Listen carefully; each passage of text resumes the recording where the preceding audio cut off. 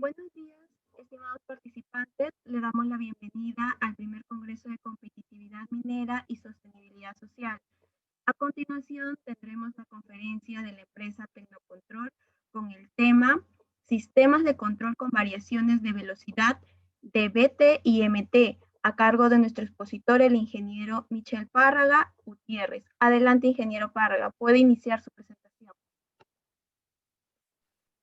¿Qué tal? Muy buenos días con todos. Gracias por la participación. Eh, la idea de la charla es conocer un poco más sobre los sistemas de control con variadores de velocidad, muy utilizados ahora en muchos segmentos de industria, tanto para baja tensión y media tensión. A ver, continuamos. Bueno, la agenda va a abarcar un poco los sistemas de arranques con variadores. Hablaremos un poco sobre los conceptos básicos que existen tanto en el mercado y constructivos referentes a los variadores de velocidad de baja tensión, luego lo mismo con los variadores de media tensión y finalmente hablaremos un poco sobre las aplicaciones donde se utilizan este tipo de equipos. Cualquier consulta, por favor, ponerlo por el chat. Al final de la presentación vamos a retomar las consultas. Y bueno, igual tengo entendido que esto va a estar disponible para poder ser revisado luego. Referente a los sistemas de variadores con velocidad, primero aclaremos un poco lo importante que se debe identificar dentro de un sistema, ¿no? A simple vista, acá podemos ver todas las componentes que a veces no tenemos en cuenta antes de elegir un sistema. Eh, Muy aparte del tipo de arranque, sea un variador como el que ven en la parte interior, eh, digamos, quitando ese punto, ¿no? La complejidad del tipo de arranque, etcétera, hablemos como el sistema, ¿no? El sistema va a requerir que cumple las especificaciones del cliente, que sea de fácil mantenimiento, que tenga un rápido comisionamiento, que se pueda comunicar o tener un nivel de control superior, sea por comunicación con un DCS, PLC o incluso una lógica de contacto, que tenga, que sea un equipo de calidad, que aguante las condiciones de mi red de alimentación, que cumpla estándares, que se considere las condiciones del ambiente, sea espacio, polución, etcétera. Todo eso es necesario hacer observado cuando se va a elegir un tipo de arrancador en un sistema, ¿no? Es parte del sistema. Y claro, una vez teniendo esas condiciones generales del proyecto, se debe identificar qué equipo se va a utilizar, ¿no? Sea, en el caso de un variador, si es que se va a contar con un tipo de refrigeración en especial, o si se requiere cierta protección, aislación, porque a lo mejor la red de alimentación tiene ciertos parámetros definidos, o hay algún detalle referente al motor, la distancia al motor, etcétera, ¿no? Entonces, todo eso es necesario abarcar dentro de un sistema. Algo que siempre lo utilizo como referencia es este cuadro que es en base al típico, a la tensión típica que se utiliza para motores. Y eso está muy referenciada, hace mucha referencia a los motores que se pueden encontrar en el mercado y a su fácil mantenimiento, ¿no? No es, digamos, para una tensión de 220 a 440, es muy común conseguir un motor de 50, 100, 150 HPS en el mercado, ¿no? Pero es un poco más complicado o es de fabricación customizada o incluso tener los repuestos de ese motor para, para potencias, digamos, de 200 kilowatts o 3000 kilowatts en baja tensión, ¿no? La corriente sería muy grande y el tamaño del motor sería también eh, muy grande para, digamos, tener repuestos y un fácil mantenimiento. Muy diferente a tener esas potencias en media tensión, que es muy común. Muy común tener un motor de 1000 kilos o 1350 HP, digamos, a 416 o 2.3 o 6.6, ¿no? Entonces esto es un poco la referencia y un punto en el cual también se usa mucho en el diseño, que arriba de 300 o 400, 300 kilos o 400 HP ya se empieza a evaluar una solución en media. Incluso hay aplicaciones que he podido observar donde hay 500, 600 HP en baja, son pocas, pero a veces ya se empieza a ver estas potencias en media tensión por el tema del motor, ¿no? Y su fácil mantenimiento. Otro concepto que quería tener claro para el resto de la presentación es la curva par velocidad típica de un motor, ¿no? En un arranque directo, a frecuencia nominal del equipo, bueno, acá 60 Hz, lo que se utiliza en Perú, vamos a tener esas ciertas características en comportamiento de par velocidad que vienen con el motor, ¿no? Una es una característica que es el valor de par de rotor bloqueado. Luego tenemos, siendo acá el torque nominal la unidad y siendo la unidad acá la velocidad nominal, ¿no?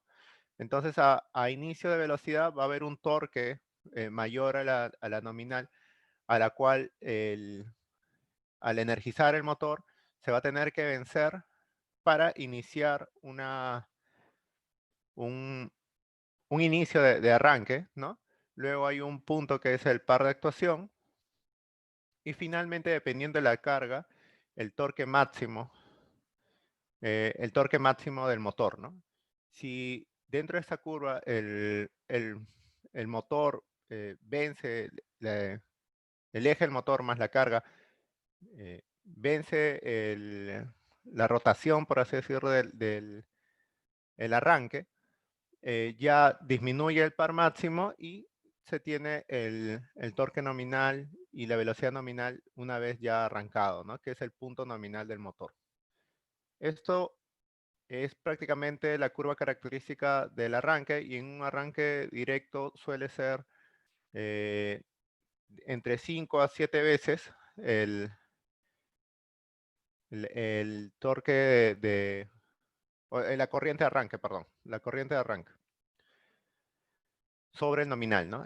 Y bueno, y lo que vemos acá abajo es la misma curva, pero en sentido contrario, un arranque reversible, por así decirlo, ¿no?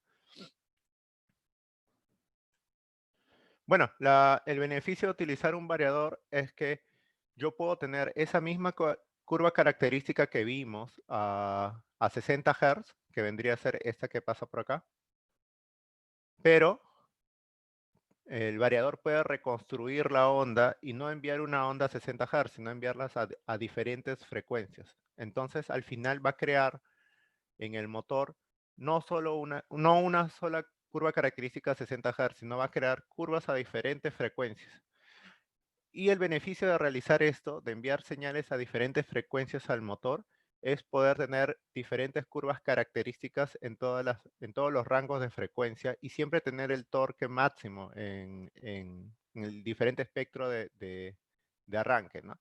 Entonces, de esta forma, yo voy a tener la capacidad de tener el torque máximo a 30 Hz, por así decirlo, o a 40 o a 50, y siempre voy a tener una capacidad de tener un torque máximo a menos velocidades. Y bueno, ese es el beneficio de utilizar un variador, ¿no? De utilizar o mandar frecuencias diferentes al motor, ¿no?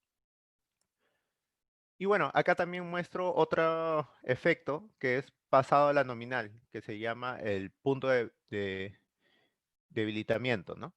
Que cuando paso la frecuencia nominal, voy a tener la posibilidad de trabajar con mayor velocidad, pero con menos torque. Y eso lo vamos a ver más adelante, o lo voy a explicar más adelante. Ah, perdón. Igual que en el caso anterior, ¿no? Si voy hacia la velocidad o en el otro sentido, también voy a tener la misma característica. Y esa es la ventaja también de utilizar un variador, que sin necesidad de desconectar el motor, puedo trabajar en un sentido o en otro, ¿no? Ujú. Sin cambiar las fases los cables y las fases, ¿no? Bueno, como concepto básico, un sistema con variador o un variador de por sí tiene una etapa rectificadora, un, un filtro DC o una etapa de bus DC y el inversor. Esto son las unidades básicas de un variador y lo vamos a ver tanto en baja y en media. Definitivamente acá va a cambiar la topología, los elementos que van a ver adentro, pero siempre son las etapas básicas de un variador. Prácticamente es, viendo los gráficos de la señal de onda, viene la onda alterna, se rectifica, se filtra y se mantiene en una especie de nivel continuo, y luego con este nivel continuo se vuelve a reconstruir la onda. El tipo de reconstrucción sí varía de media a baja, ¿no? O de baja a media. Pero acá, por ejemplo, vemos una conversión, una señal invertida o reconstruida en alterna, en baja, y esto es muy típico en todos los equipos de baja de este tipo. Entonces, vemos, por ejemplo, el variador, la señal alterna que ingresa, y en un ejemplo de una señal de 460, nosotros vamos a tener, mediante unos diodos, la parte rectificada. Y bueno, donde el pico máximo es alrededor de 460 raíz de 2, que es prácticamente el, el voltaje eficaz de la onda, ¿no? Y luego cuando se filtra a través del DC, nosotros vamos a ver en los parámetros del variador, porque todos los variadores hay forma de visualizar el voltaje de bus DC, un valor muy similar a 650, posiblemente 630, entre 630 y 650, y ese es el voltaje del bus DC, que vendría a ser el nivel de tensión, ¿no? Eficaz de la onda rectificada, ¿no? Una vez que tengo acá ese voltaje DC, mediante unos elementos activos de electrónica de potencia, que son los IGBTs, yo dejo pasar un rango de este nivel de tensión, y como el variador puede controlar en qué momento hacer estos disparos o este paso de energía, este paso de tensión, yo puedo indicar cuál es la frecuencia. Y lo vamos a ver con más detalle acá, ¿no? Lo que vamos a ver acá es la respuesta de este tren de pulsos o esta señal reconstruida, digamos. Al enviarlo por el motor, este vendría a ser la corriente, ¿no? El comportamiento de la corriente. Entonces, a primera vista podemos ver de que este ciclo es mucho más ancho que este. Eso se puede hacer con el variador. Se puede indicar cuál va a ser la frecuencia de todo el ciclo, ¿no? Si yo quiero una velocidad de 40 Hz, el ciclo va a ser más prolongado, ¿no? Por una unidad de tiempo, el ciclo se va a demorar más. Si quiero 60 Hz, el ciclo va a ser más corto, ¿no? Y va a haber más frecuencia de este ciclo de señal alterno, ¿no? Lo otro que se puede hacer con el variador es indicar cuánta energía voy a enviar en base a la exposición de tensión. Si yo mando ciclos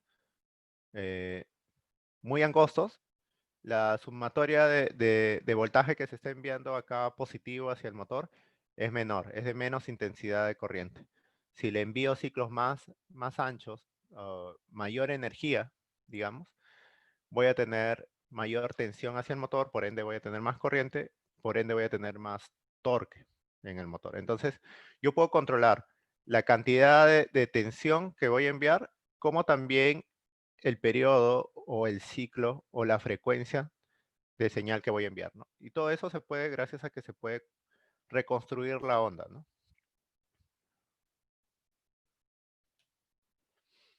Bueno, ¿y para qué nos ayuda eso, ¿no? Digamos, en un arranque directo, nosotros vamos a tener entre 5 o 7 veces la corriente de arranque, ¿no? La ventaja de poder hacer un arranque con variador es, acá vemos, por ejemplo, ¿no? Esta es la corriente de ingreso, lo verde, y esta es la corriente en el motor, lo azul, ¿no? Entonces, si no existiera el variador y fuera todo 60 Hz, la frecuencia de la corriente sería aproximadamente de este periodo y el pico de la corriente sería arriba de 5 o 6 veces.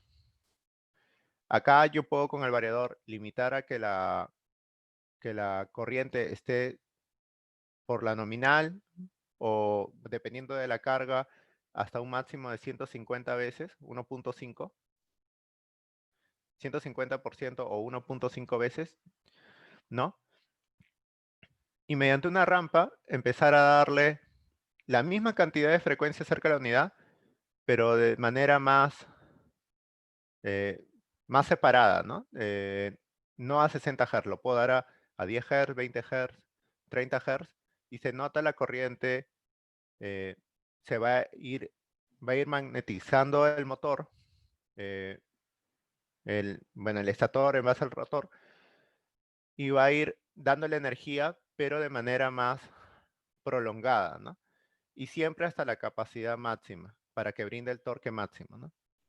Eso al final, la señal de la red alterna siempre va a ser 60 Hz, pero lo que va a consumir hacer esto es mucho menor. Voy a dar 60 Hz, la misma frecuencia, pero necesito menos corriente al ingreso que va a pasar por el bus DC y que esto va a dar más corriente a diferentes frecuencias, pero de manera más pausada. Es como decir, doy con la misma frecuencia, pero menos corriente, que al almacenarse voy a volver a reconstruirlo y lo voy a dar de una manera más pausada. Entonces, al ingreso voy a tener menos consumo de corriente en el arranque, porque lo estoy haciendo de una manera más pausada, ¿no? En una rampa de arranque. Ese es el beneficio de tener variadores. Es uno de los beneficios. El beneficio es reducir la corriente de arranque, ¿no? De estas cargas de, pesadas o que requieren mover el rotor al inicio con bastante energía, ¿no? Más adelante vamos a hablar de cómo se clasifican las cargas, pero voy a ir adelantando. Esto vendría a ser para una aplicación donde se requiere bastante torque al inicio, ¿no? En el arranque, o también a veces conocido como eh, aplicaciones de torque constante, ¿no? Que se requiere un torque desde el inicio, ¿no? Y bueno, ese es uno de los beneficios del variador, ¿no? Una vez que ingrese estas tres corrientes alternas o tensiones alternas, yo voy a enviar estas tensiones reconstruidas hacia el variador con diferentes frecuencias y tensiones, ¿no? Y bueno, vamos a hablar un poco sobre la zona de debilitamiento, que es algo muy común y siempre está en mucha consulta. Es qué pasa si tengo un variador y sé que el variador en parámetros me permite trabajar muchos de los variadores de baja trabajan de 0 incluso hasta 90, 100, 150 eh, de frecuencia, ¿no? Y cuando nosotros solo tenemos 60 Hz de frecuencia, ¿no? El parámetro existe, el IGBT puede realizar esa reconstrucción rápida de onda, pero ¿qué ocurre en el motor, no? El motor, este es el modelo eléctrico del motor, ¿no? Está compuesto por la resistencia en el estator, la corriente que pasa por el estator, la corriente de magnetización y la relación referente al rotor, ¿no? La corriente que pasa por el rotor y la relación de la resistencia al rotor con el deslizamiento, ¿no?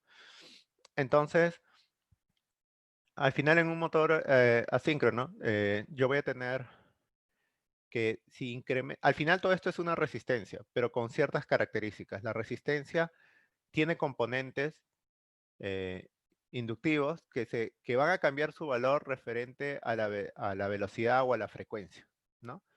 Entonces, si yo voy aumentando la frecuencia, ¿no? Si voy aumentando la frecuencia, estas resistencias van a aumentar.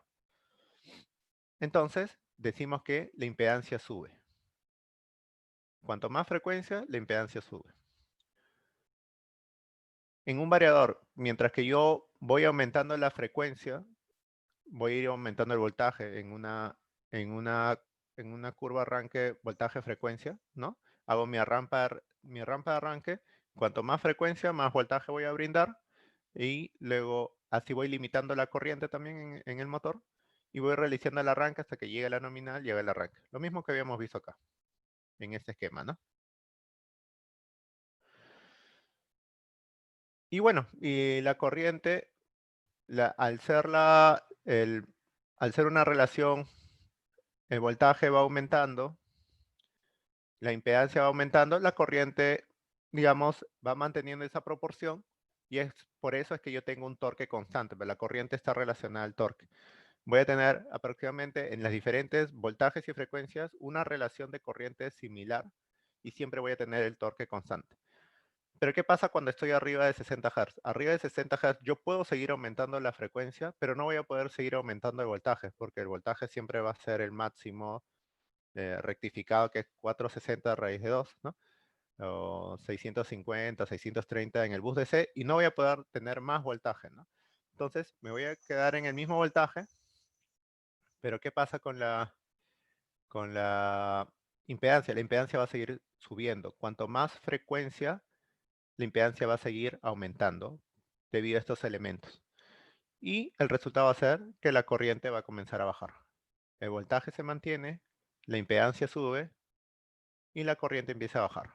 Y esto se refleja también en el torque.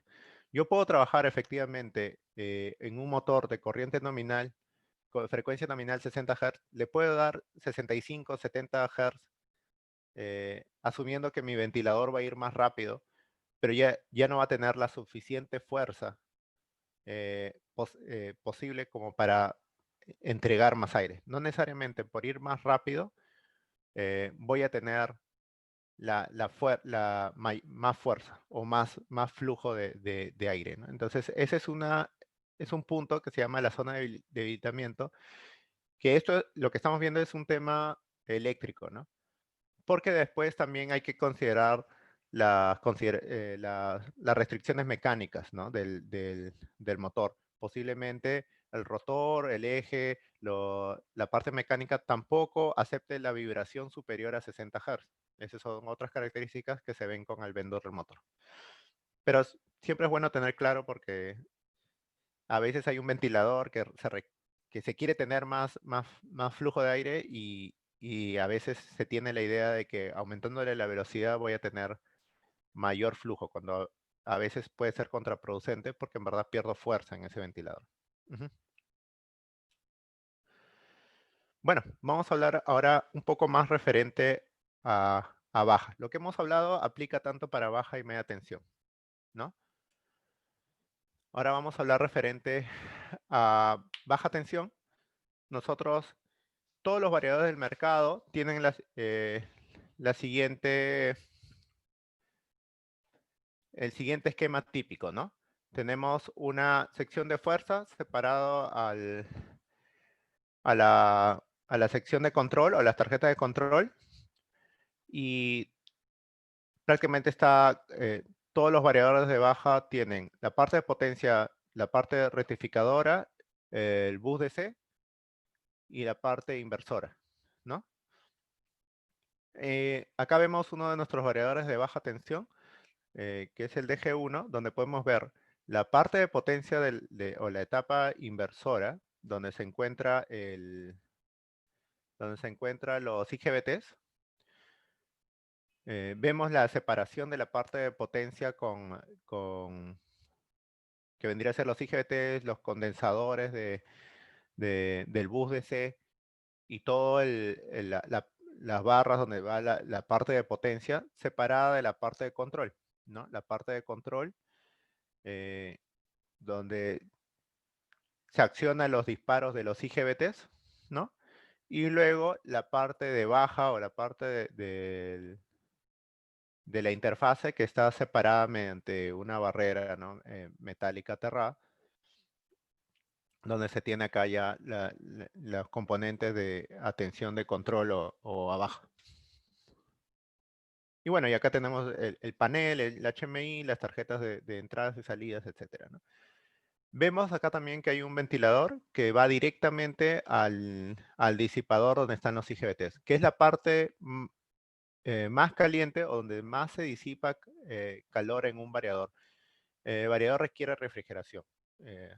Los IGBTs, al realizar este corte de señal y reconstruir la señal a diferentes frecuencias,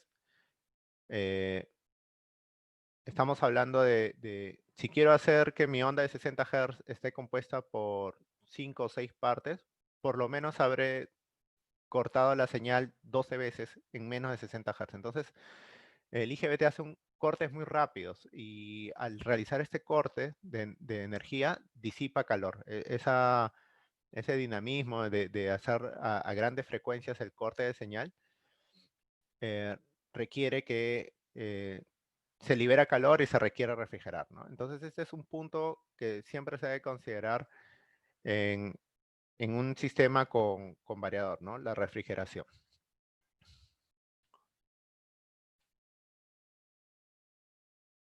Y ya dependiendo, la parte de potencia puede ser similar en varias marcas. Lo único que diferencia un equipo de otro ya vendría a ser qué tan eficiente soy en realizar el corte o la reconstrucción de la onda, ¿no? Eh, tenemos una opción que se llama la ahorro de energía en las curvas voltaje-frecuencia, que el mismo variador en base al trabajo va, va midiendo la corriente en el motor y se va ajustando automáticamente al nivel de voltaje-frecuencia que se ha elegido en la curva, ¿no? Entonces, tiene, digamos, como que va aprendiendo, ¿no?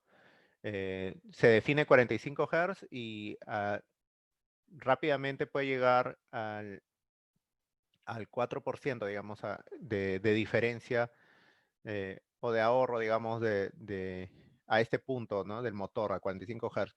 Pero en base a mediciones, esto de acá se puede reducir incluso hasta 2%, ¿no? Una vez que llega al punto de frecuencia que se requiere, ya empieza a revisar la corriente en base al torque, ¿no?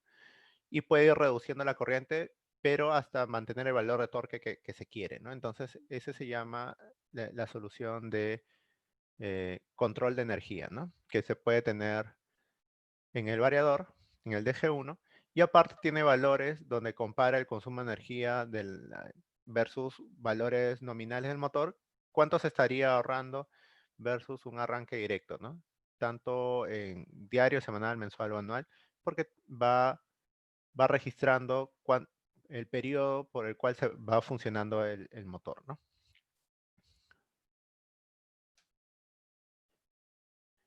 Y bueno, hace un instante hablamos del disipador, de los ventiladores, de que el IGBT libera bastante calor. Y bueno, eso son parte de las consideraciones que se tienen que tener en el encerramiento y la refrigeración, ¿no? Eh, la disipación por los elementos de corte de energía, los IGBTs, requieren una disipación del calor. Y bueno, y dependiendo de eso es que se va a definir las dimensiones o el volumen de la envolvente de estos equipos, ¿no?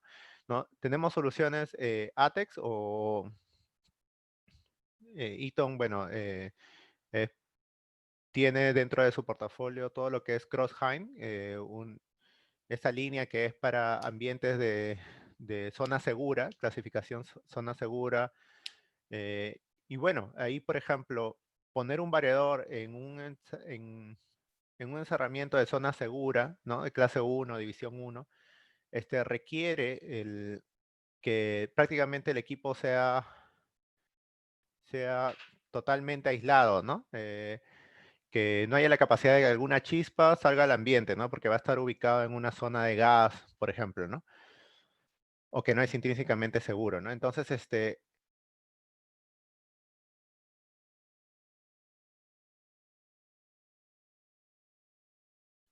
ya. Y en ese instante se requiere, en ese tipo de encerramientos, igual se requiere la refrigeración. Entonces, lo que se utiliza ahí es que el tablero sirva como disipador, ¿no? El variador, la parte de disipación del variador, eh, entra en contacto con la carcasa, que es metálica, y, y requiere mucho mayor volumen, ¿no? Por eso, las soluciones intrínsecamente seguras que manejamos no superan los 100 HP. A pesar de que tenemos variadores de 600, 800 HP en baja, para soluciones intrínsecamente seguras donde prácticamente no hay refrigeración, ahí se utiliza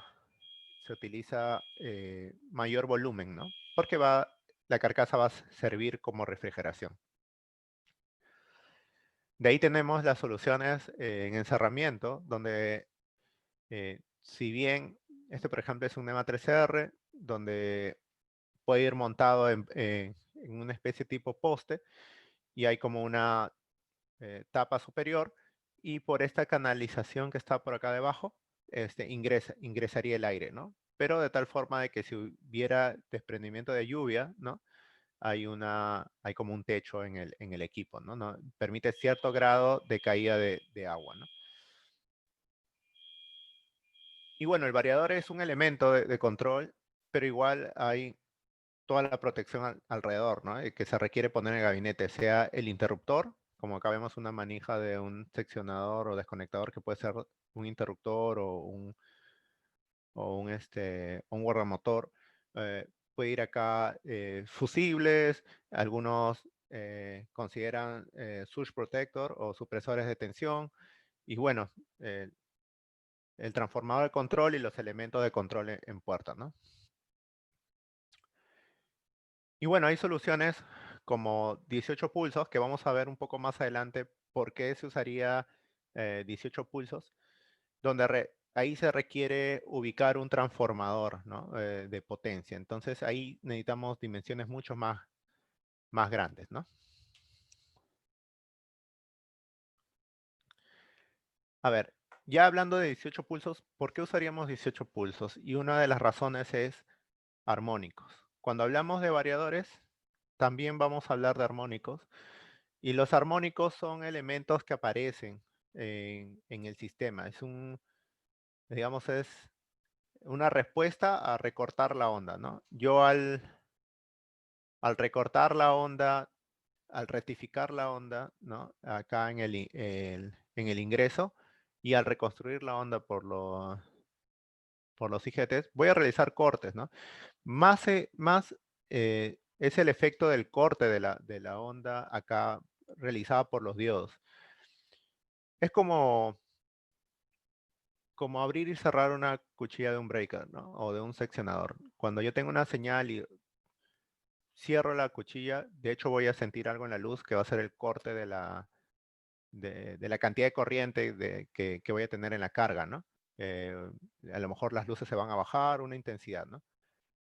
Pero si yo aperturo y cierro varias veces, va a haber un efecto que es el efecto de, digamos, rebote, así, que vendrían a ser los armónicos, ¿no? Cuanto más frecuencia, va a haber como que la señal a, van a crearse componentes a la frecuencia de aperturar y cerrar esta señal, ¿no? Y bueno, el- estos armónicos suelen, o estas componentes de mayor frecuencia, ¿no? Porque se crean como alternas de mayor frecuencia, al sumarse con la corriente alterna de entrada, va a deformar la onda, ¿no? Entonces, para mitigar estos armónicos de mayor frecuencia, ¿no? Lo que se hace es atenuar, usar otros elementos que ayuden a atenuar estos armónicos. Uno es incrementar la impedancia, pero no estamos hablando una impedancia tipo resistiva, sino estamos hablando de una impedancia que solo afecte estas componentes de mayor frecuencia. Otra es usar filtros pasivos, otro es incrementar el número de pulsos y otro es usar rectificadores controlados, ¿no? Entonces, ¿cómo incremento impedancia? Pero impedancia que solo afecte frecuencias mayores a 60 Hz, ¿no? Lo que utilizo son justo resistencias, pero que se modifican o modifican su valor con frecuencia, ¿no? Entonces, una de ellas es usar reactores, ¿no? Que son inductancias, que van en la entrada, muy conocidas como reactor de entrada o inductancia de entrada, ¿no? Que son bobinas que se utilizan en la entrada, al ingreso, ¿no? Y que al final a 60 Hz pasan directo, pero cuando hay mayor frecuencia, su valor de inductancia sube y atenúa esas altas frecuencias, ¿no? Un variador por default sin reactor puede tener alrededor de 50, 60% de armónicos. Al usar un reactor, voy a bajar estos valores a 30, 25 a 30% de armónicos, ¿no? Las componentes de armónicos hay una característica directamente relacionada con el número de pulsos. Si yo tengo 6 diodos, voy a tener armónicos de la quinta y el quinto y el séptimo armónico. Siempre son armónicos impares y siempre están alrededor del número de pulsos. Si yo tengo un variador de baja, todos los variadores de baja son de 6 pulsos, ¿no? Porque tienen 6 diodos en la entrada. Van a tener armónicos de la componente quinta y séptima. Entonces, el reactor lo que va a hacer es disminuir estos armónicos. Al disminuirlo, lo que se requiere es de que nunca la distorsión haga de que se varíe el cruce por cero, ¿no? Porque el cruce por cero es muy vital para todos los elementos de control. Es una referencia para el reloj del PLC, es el que indica la frecuencia, ¿no? Cada cruce por cero me va a dar la referencia de frecuencia. Entonces, alterar por armónicos la señal de entrada y no tener un claro cruce por cero puede afectar muchos dispositivos en la red, ¿no? Otra forma de reducir los armónicos por reactor es usar un reactor en la etapa intermedia. Esta también o es en el ingreso o es en la etapa intermedia. Otra opción es usar un filtro pasivo. Un filtro pasivo tiene una componente de reactor de ingreso, pero también tiene unos capacitores que al final lo que hacen es atenuar más los armónicos en la entrada. Un filtro pasivo puede tener alrededor de 5 a 10% de armónicos, ¿no? O sea, como resultante, ¿no? Bajar de esos 60, 70 de armónicos de usar un variador sin ningún tipo de filtro, bajarlo a entre 5, 7, hasta 10, en el peor de los casos 10%. Y bueno, y vemos cómo es la respuesta, ¿no? De un variador con filtro pasivo, prácticamente es nuevamente tener la señal sin armónicos. Otra solución es usar un rectificador de 12 pulsos. Acá vemos que ya no se usan 6 diodos, se usa el doble, se usan 12 diodos. Lo que se hace es, se tiene una señal de entrada, 460 trifásico, por así decirlo, y lo separo en estrella delta, y en vez de tener 6, en un ciclo de 3 fases, 6 pulsos rectificados, voy a tener 12 pulsos, pero donde 6 están intercalados con los otros 6, ¿no? ¿Cuál es la ventaja de usar esto? Es que otra característica de los armónicos es que cuanto más alejado están de la nominal, menos, menos, menos valor tienen, ¿no? Entonces, al trasladar la quinta y séptima armónica de tener un variador de 6 pulsos y pasar a un variador de 12 pulsos es tener los armónicos ahora de la 11 y la 13, los que están alrededor al número de pulsos, ¿no?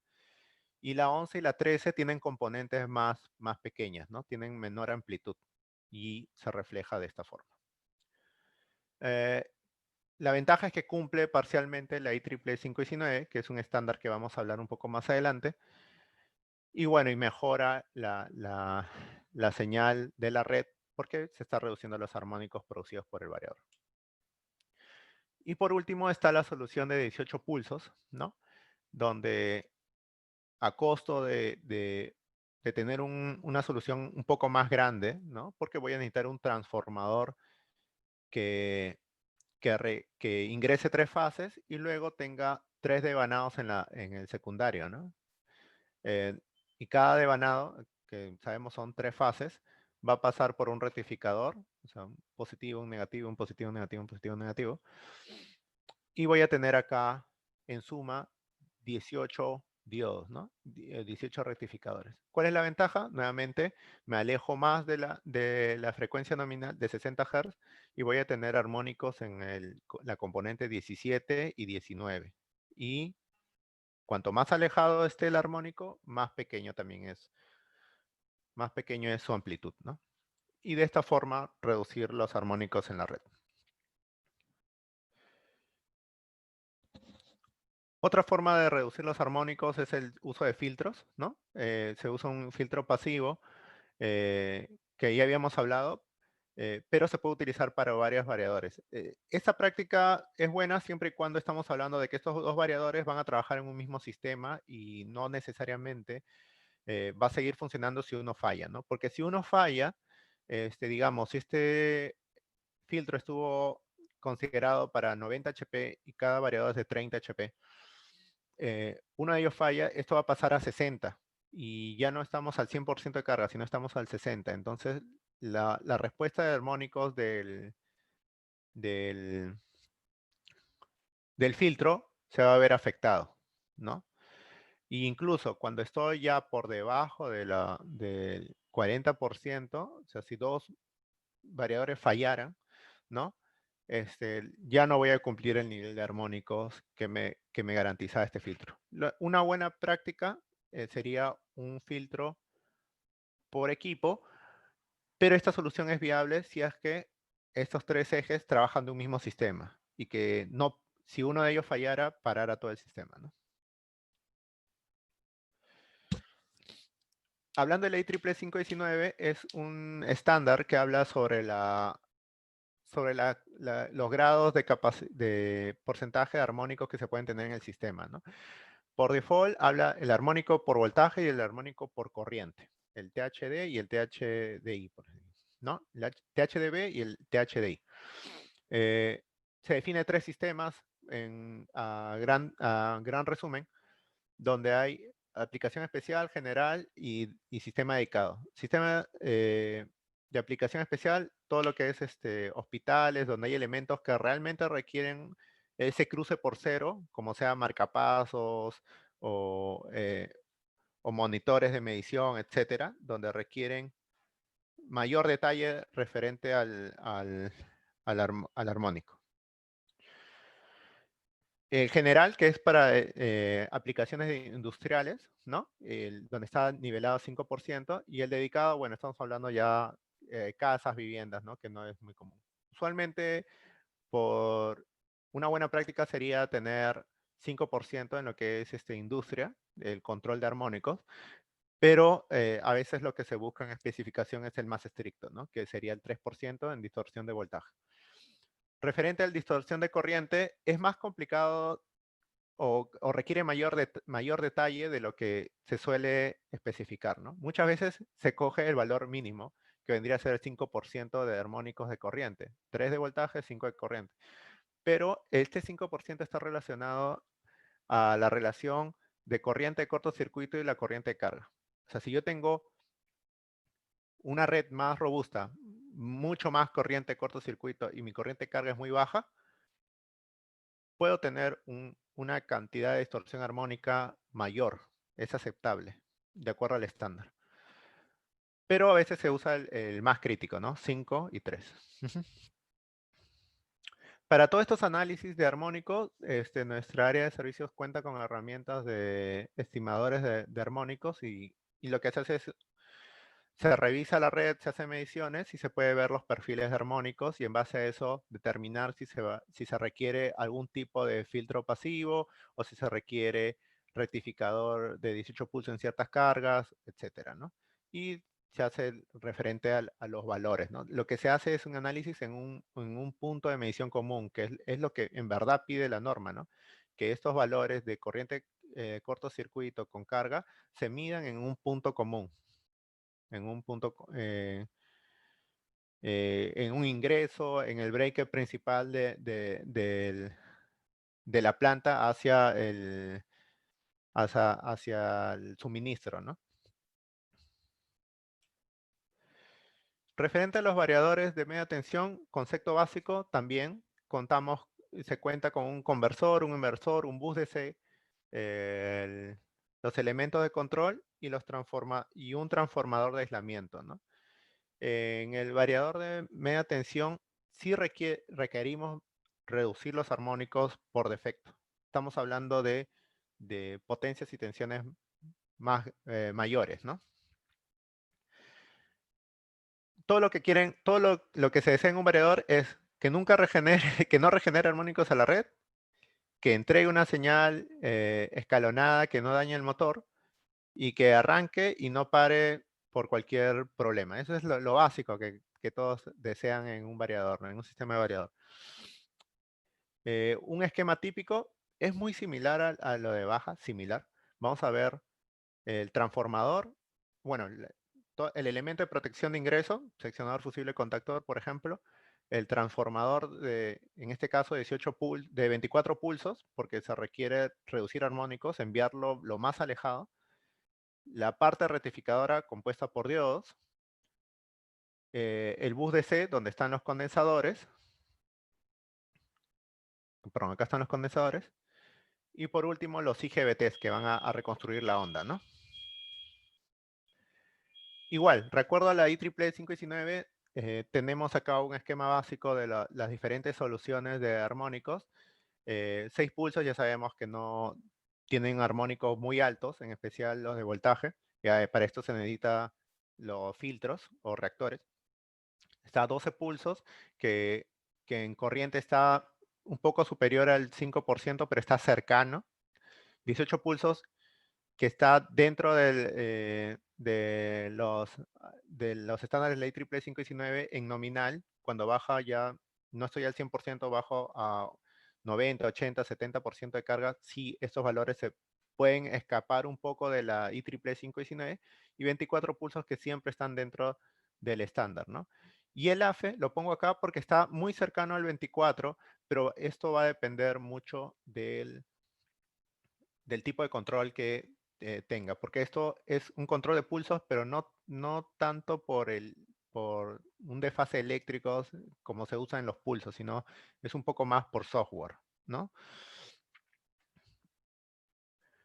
Otra característica acá es el factor de potencia. En media tensión sí tenemos eh, dos tipos de soluciones, una que es por fuente de voltaje y por fuente de corriente, ¿no? La fuente de corriente en la parte intermedia, en vez de usar condensadores, utiliza reactores, ¿no? En vez de almacenar voltajes, lo que se almacena es corriente.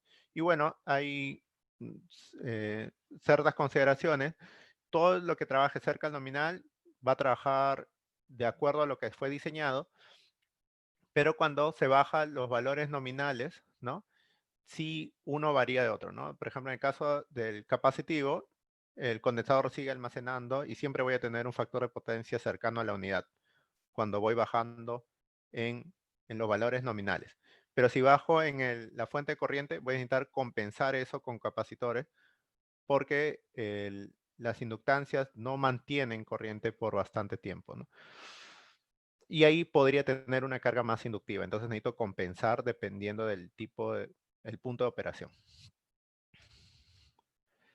Referente a confiabilidad, lo que se utiliza es tratar de tener la menor cantidad de componentes para así reducir el tiempo promedio entre fallas, ¿no?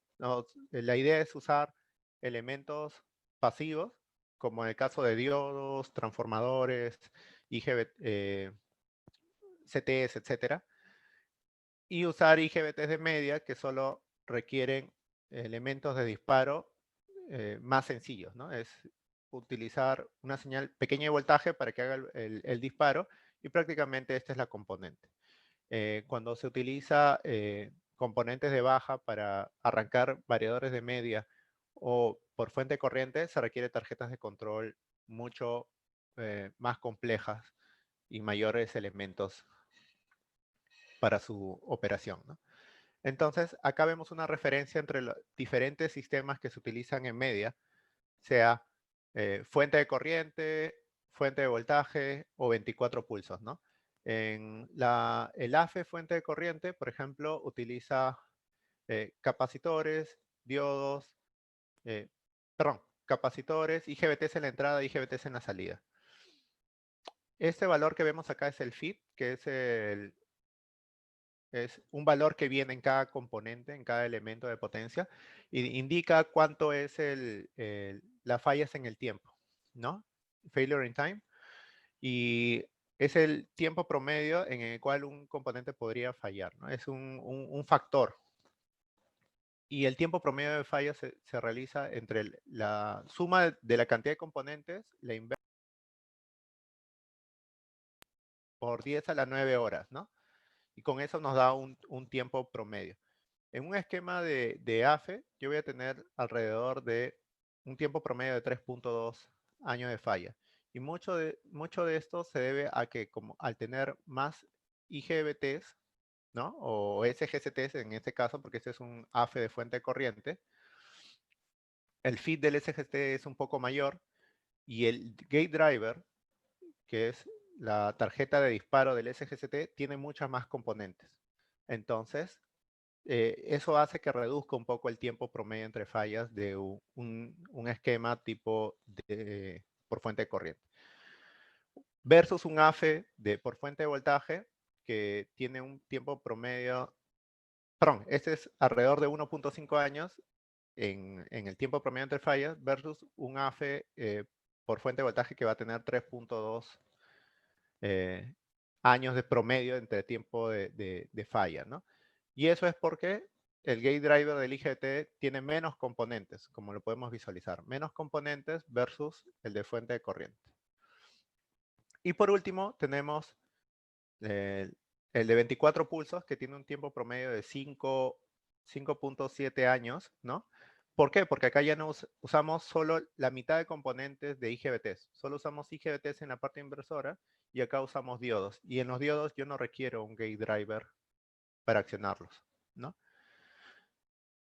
Lo que se trata es utilizar los componentes de mayor confiabilidad, ¿no? Del mismo modo,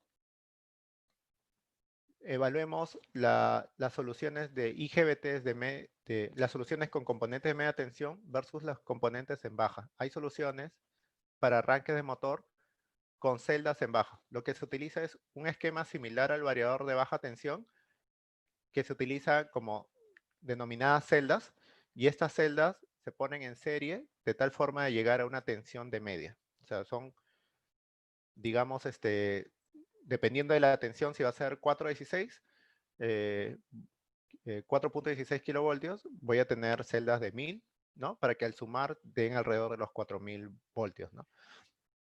Entonces, bueno, acá se requiere por cada celda, vemos acá 6 diodos, y esto lo multiplico para una fase tener 4, voy a necesitar necesitar alrededor de 120 diodos, ¿no? En las 12 celdas, 6 más 4 en paralelo, 10 diodos por celda. Entonces voy a tener mucho mayor cantidad de componentes, ¿no? Y bueno, eso afecta un poco el tiempo promedio entre fallas, ¿no?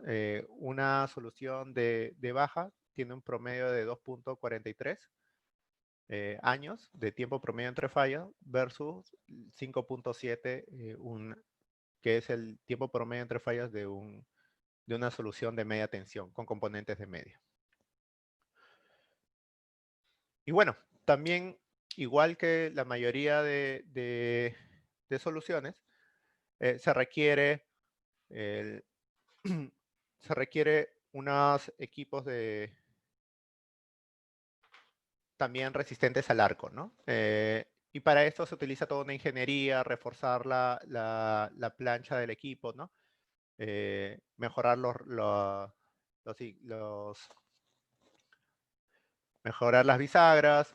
El tema de refrigeración es importante. Se requiere rejillas que, si hay un evento de arco interno, la misma presión del evento haga cerrar las rejillas y de esta forma tener un equipo resistente por los 4 lados y que disipe los elementos por la parte superior, ¿no?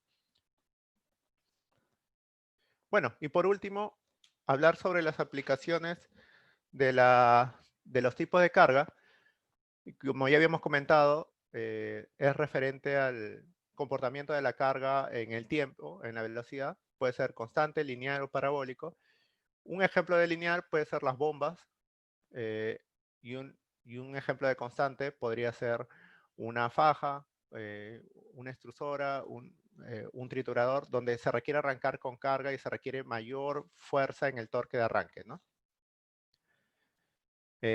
Usualmente en los tipos donde se requiere poco torque y donde aumenta el torque en cuanto más velocidad, como el caso de una bomba, ¿no? Es como nadar en una piscina. Inicialmente uno se puede mover de manera lenta y fluida en una piscina, pero si quiero agarrar velocidad voy a necesitar más esfuerzo, ¿no? Ese es un ejemplo de un arranque lineal, ¿no? Menos esfuerzo al inicio, cuanto más velocidad, más esfuerzo, ¿no? Un ventilador, por ejemplo, etc. Entonces ahí, en este tipo de cargas, lo que uno puede lograr con el variador es un ahorro de energía, ¿no? Por ejemplo, una bomba está relacionada, la potencia de la bomba está relacionada por varios elementos, ¿no? La densidad del fluido, la gravedad, si es que está en altura, el rendimiento, pero dos componentes principales, caudal y altura manométrica, ¿no? Entonces, al final, quitando estos elementos, la potencia está relacionada en la multiplicación de estos valores, prácticamente toda esta área, ¿no? Entonces, si yo quiero cambiar el caudal, lo que suele hacerse es usar una válvula de tal forma de reducir el caudal, pero lo que estoy haciendo es aumentar la presión, digamos, de esta sección y cambiar la altura manométrica, por así decirlo, ¿no? Entonces, al final, la potencia que vendría a ser todo este recuadro, ahora va a ser este nuevo recuadro de acá, ¿no? Pero el control es externo, es la válvula, ¿no? Estoy cambiando el sistema. La bomba va a seguir funcionando al 100%. Entonces no estoy haciendo un ahorro eléctrico, porque la bomba siempre va a funcionar al 100%. Entonces, en un ejemplo, ¿no? Acá la energía consumida en este punto, en H2 con Q2, sería 91 versus este acá que sería 100%, pero la bomba sigue al 100%. Hay varias formas de controlar el flujo, la válvula, el bypass, el on-off, y otra es por el variador, ¿no? En el caso del variador, yo voy a cambiar, la bomba va a seguir siendo la misma, pero al cambiar la frecuencia, yo voy a cambiar todo el sistema. Entonces la curva de la bomba ya no va a ser a 60 Hz o al su nominal, sino va a ser a la nueva frecuencia. Y al lograr esto, lo que voy a hacer es reducir. Recordemos que era Q por H, era todo este recuadro. Voy a reducir la potencia requerida. Puedo lograr el mismo punto de caudal, pero con menos potencia. En este caso, 43.4. Prácticamente es una relación al cubo en este tipo de soluciones. Y esa es una ventaja de usar un variador con este tipo de aplicaciones. Un ahorro de energía y que al final viene a ser un ahorro en dinero, ¿no? Y bueno, la potencia relacionada prácticamente al cubo del punto de caudal, ¿no? Lo que se puede hacer al usar un variador. Otra solución es usar una carga que tenía 100 HP, repartirla en dos cargas, 50-50, siempre y cuando se sabe que se va a poder distribuir la carga o carga compartida, ¿no? Y esto se puede lograr mediante el poner un esquema maestro-esclavo o un control, ¿no? Y poder distribuir la carga, lo cual me permitiría variadores y bombas y motores de mayor volumen, ¿no? Este es para distribuir la carga. Y el otro, y por último, vendría a ser el tipo de carga constante, ¿no? Lograr un arranque que puede ser 5 o 7 veces en directo, reducirlo a 120, 150, en el peor de los casos 180%, porque acá el motor debió haber arrancado con toda esta carga de piedras, por así decirlo, y va a requerir una corriente mayor. En vez de realizar un arranque en 2-3 segundos con alta corriente, puedo realizar el arranque en 10 segundos, pero limitando la corriente a 120, 150%, peor de los casos 180, ¿no? Bueno, y ese es prácticamente espero que haya sido de su interés la presentación por hoy. Nos quedó un poco corto el tiempo. Por último, quería mostrarles en los arranques de media cómo un variador puede trabajar con múltiples motores, ¿no? Que es prácticamente arrancándolos uno por uno de manera secuencial. Y bueno, y con eso acabamos la presentación. Igual, para mayores consultas, dejo mis datos de contacto. Creo que no hemos tenido consultas durante la charla. Igual, sírvanse con la confianza de contactarme si hay alguna consulta adicional, que para eso estamos. Igual, muchas gracias por su participación y a la feria por este tiempo, ¿no?